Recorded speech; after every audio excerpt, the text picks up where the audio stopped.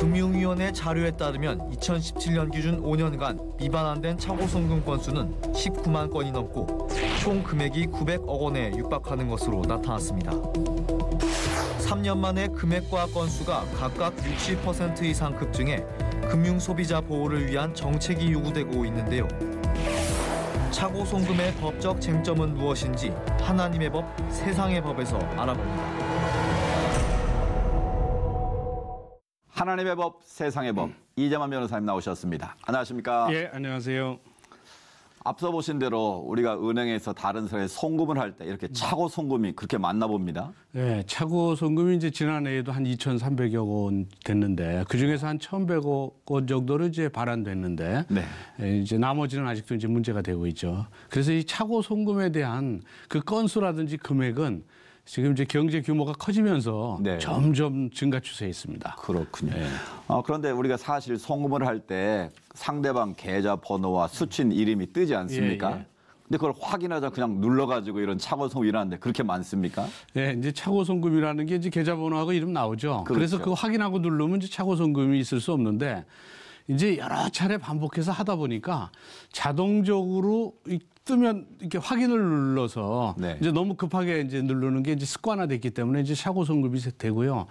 이제 이런 이제 일반적인 차고 송금보다 문제되는 것은 이제 요새는 이제 뭐 온라인 뱅킹이라든지 뭐 네. 또 여러 가지 간편 송금이라든지 이런 것들이 스마트폰 결제. 그렇죠. 예, 예. 스마트폰 결제도 있고 이런 것들 때문에 결국은 이제 차고 송금이 이제 늘어나죠. 이게 이제 송금하는 방법의 이제 변화 때문에 네. 거기에 이제 익숙하지 못해서 이런 게 나는데 사실 제일 중요한 것은 기업 간 거래입니다. 그래서 기업 간 거래에서 차고 송금이 되면 개인 간 송금과 달리 규모가 굉장히 큽니다. 금액이. 그렇겠죠. 네. 그래서 이런 이제 여러 가지 사안으로 개인 간의 거래라든지 저 기업 간의 거래 이런 데서 이제 차고 송금이 계속적으로 이제 일어나고 있는 것이죠. 네. 내 돈을 다른 사람에게 잘못 보냈으면 당연히 내 돈이니까 돌려받는 거 쉬울 것 같은데 그게 예. 간단치 않은 모양이죠. 예, 이제 차고로 일단 송금을 하면 이제 네. 자기가 송금했던 은행에다가 내가 이게 차고 송금이다 이렇게 신청을 하면 그러면 이제 다시 이제 중간에 그 금융결제원을 통해서 이게 차고 송금됐다는 걸 이제 송금받은 그 수취은행에다 이제 알려줘서 반환하게 합니다. 네. 그럼 이제 수취은행에 이제 자기 고객이니까 고객한테 이게 송금이 됐으니까 반환해 달라고 이제 통지는 하죠. 네. 그럼 이제 거기서 반환해 주면 이제 아무 문제는 없죠. 네. 그런데 문제는 반환을 해주지 않으면 그러면 차고 송금한 사람이 송금은행에다가 아니면 수취은행에다가 청구할 수는 없어요. 왜냐하면 예금이라는 것은 채권 채무 관계는 당사자끼리 관계이기 때문에 네. 손을 못 대니까 그러니까 당사자가 동의해야 돼요. 그러니까 은행은 책임이 없다 그 말이네요. 그렇습니다. 네. 은행은 책임이 없죠. 네. 그러면 이제 받은 사람이 동의를 해서 돌려줘야 되는데 네. 받은 사람이 돌려주지 않으면 그러면 부당이득 반환 청구 소송을 할 수밖에 없죠. 네. 근데 받은 사람이 돌려주고 싶어도 못 돌려주는 수가 있어요. 네. 왜냐하면 차고 송금이 들어왔는데 그 계좌에 그 이 돈 수취인이 채권자가 압류를 해서 네. 그걸 못 찾아가게 한다거나 또 추심해서 찾아가 버리면 야 내가 돌려주고 싶어도 상대방이 잘못 넣어서 내 채권자가 찾아가 버렸다. 이미 찾아가 버렸다. 그러니까 네. 내가 쓴 건 아니니까 이 사람 잘못은 없는 거죠. 그렇겠네요. 그러면 이제 부당이득 청구 소송을 해서 이제 결국 돌려주라고 판결이 나도 이 수취인이 재산이 없는 거예요. 네. 그럼 또 못 받고. 받을 수가 없는 거네요. 근데 다만 차고 송금이 돼서 들어온 걸 가지고 차고 송금인 걸 알면서도 그러니까 타인의 돈이라는 걸 알면서도 본인이 보관 중에 그걸 임의로 뺐으면 형사처벌돼서 횡령죄로 형사처벌됩니다. 네. 그러니까 추심되거나 다른 채권자에 의해서 압류됐을 때는 횡령죄가 안 되지만 네. 그런 게 아니고 돈이 있는데 본인이 반환 안 하고 자기가 쓴다면 그럼 횡령죄가 되죠. 네. 그동안 차고 송금이라는 반환 그 요청 시에 여러 가지 어려움이 지금 말씀에 있었는데 이번에 정부에서 새로운 뭐 그 반환 요청을 좀 받을 수 있는 법을 만들고 있다면서요. 예, 그게 이제 그 예금자 보호법을 이제 개정을 통해서 이제 하려고 하는데 네. 그 동안에 있었던 이제 그 제도는 지연이체 제도라는 게 있었어요. 그건 신청을 하면 되는데 네. 내가 송금하면 30분 후에 그 결국 그 상대방이 그 돈을 빼갈 수 빼가지 있도록 못하도록. 그렇게까지 하면 30분 동안 착오되면 아차 착오다. 그러면 이제 다시 얘기를 해서 다시 반환받을 수 있죠. 은행에다 얘기해서. 예. 근데 이제 그게 신청이 안 된 경우에 대비해서 예금자 보호법을 개정해서 그 채권 매입 제도라는 걸 만들었습니다. 네. 그럼 이제 예금보험공사에서 차고 송금된 거를 그 채권을 결국 매입합니다.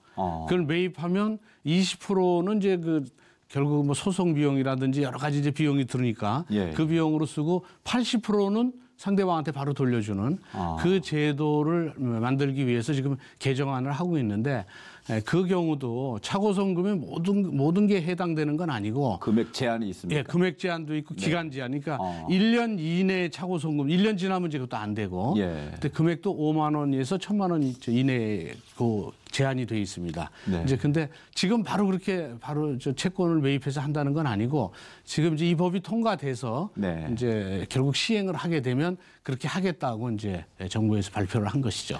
그럼 내 돈을 실수로 잘못 보냈는데 전액 보상이 안 되고 20%를 떼는 이유는 뭡니까? 그게 이제 차고 송금에 대한 과실은 본인 과실이고 본인 과실에 대해서 이제 결국 예금보험공사가 대신 찾아주는데 예금보험공사가 자기 돈 들여서 찾아줄 수는 없지 않습니까? 그렇죠. 그러니까 이제 예금보험공사 이제 직원들이 그 찾기 위한 여러 가지 인건비도 들 테고 또 소송을 해야 된다면 뭐 여러 가지 뭐 방법이 있겠죠. 네. 이런 비용이 들어가니까 그 비용을 이제 20% 정도로 봐서 한 거기 때문에 네. 본인 그 차고 송금하면 일단 이 법이 시행돼도 본인 과실이 20%라는 거 알아야 돼요. 인정을 해야 되는 거네요. 그러니까 1,000만 원 차고 송금됐다. 그러면 본인 과실이 200만 원입니다. 오, 상당히 대가를 지불해야 되네요. 그러니까 그 누를 때 네. 한 번 확인 잘못하면 2천만 원이다. 이 생각을 하면 이제 네. 확실하게 누를 수 있겠죠. 그럼 예금자 보호 법이 개정이 되면 국회 통과를 하지 않겠습니까? 예. 그럼 내년부터 바로 시행되는 건가요? 그렇죠. 통과만 된다면 이제 바로 시행되는데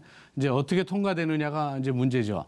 근데 이제 예금자 보호법이 이제 시행되면서도 이제 지금 이 얘기들이 이 토스라든지 뭐 이렇게 간편 예금은 여기서 포함되지 않는다 그러니까 뭐 상당히 네. 그 항의도 많고 막 그러니까 결국은 토스가 제외된 그 점에 대해서는 아직 결정된 바 없다 이렇게 또 발표도 했어요. 토스라는 건 뭘 말씀하시는 거죠? 간편 예금 결제 간편 예금 결제. 네. 그래서 이제 그 간편 예금 결제도 아마 포함될 가능성이 이제 크지 않나 이렇게 예측은 하고 있습니다. 네. 이제 중요한 거는 말씀하셨지만 우리가 신중하게 매사에 일을 처리하는 습관 또 그런 자세가 중요하지 않겠습니까? 예. 또 남의 돈을 받았을 때 그것을 내 돈이 아니라면 당연히 돌려주는 게 원칙일 것 그렇죠. 같은데 예. 내 이웃의 것을 탐내지 말라고 그랬는데 그걸 자기 것으로 취하면 아까 고발을 당한다고 그랬잖아요.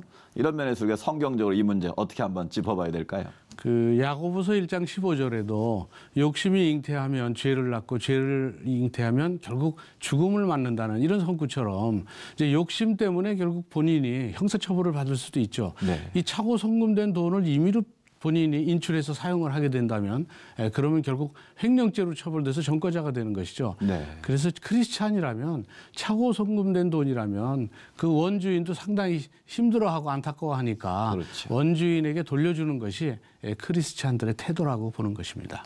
변호사님 오늘 말씀 감사합니다. 예, 감사합니다.